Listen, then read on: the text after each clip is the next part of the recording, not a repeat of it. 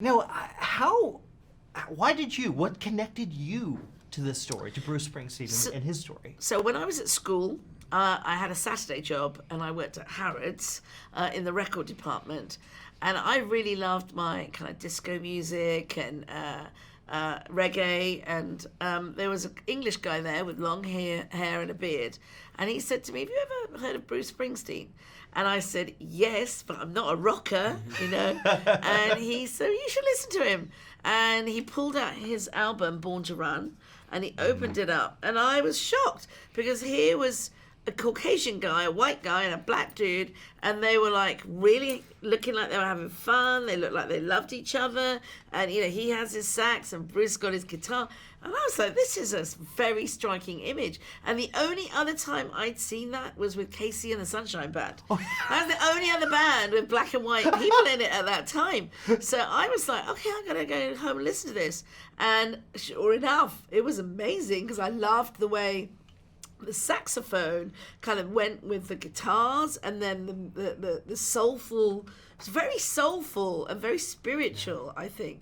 And to hear Bruce sing about what he was singing about, because you know, this was like Thatcher's time, and there were a lot of hardships around, and so I just thought, God, I've written this guy off as a rocker, but actually, you know. And then in 1983, I went to see him live in Wembley, and that was it. No going back. I was on the chair. Tramps like us, baby children. And so I've seen him many times since then. And I just, for me, the man is like, you know, more than a singer-songwriter. He is a prophet and he's a politician.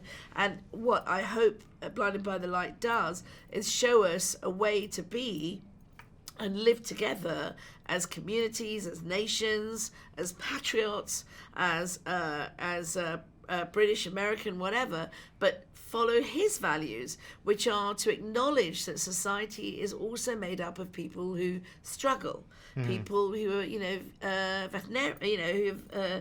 veterans, who are unemployed, you know, people are laid off, people who can't get through life for whatever reason, you know, maybe have mental illness or whatever, and these are the people that Bruce sings about, and he has a lot of empathy for people.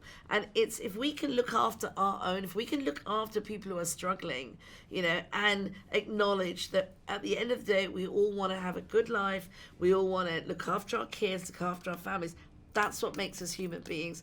That's what makes us a society. And I think that's what I get from Bruce Springsteen. And I hope Blinded by the Light that's what you take away from this movie. I agree. I mean, what about you? You're new. You're new to this. Were you a Bruce fan? Did this connect to you? Literally, at first, no. I loved the script and I loved the character. When I first booked the role, I had to listen to him so much to the point where I had to, in a way, force myself to become a fan. Because before I started filming it, it was unheard of, especially in my generation and where I live. Bruce Springsteen's just not a thing.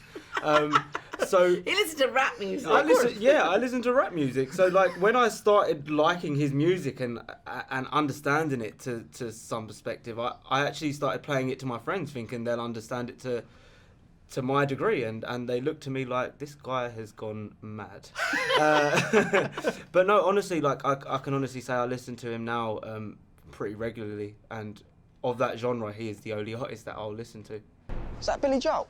Billy Joel? You try and raise your kids right, Jay. Get out while we're young, 'cause tramps like us, baby, we were born. Bruce sings about not letting the hardness of the world stop you from letting the best of you slip away. My hope is to build a bridge to my ambitions, but not a wall between my family and me. Purpose of your visit? I'm going to see Bruce Springsteen's hometown. I can't think of a better reason to visit the United States than to see the home of the boss. Tramps like us, baby, we were born to run. Did you write that? I've told you before, your lyrics are rubbish. That didn't even rhyme.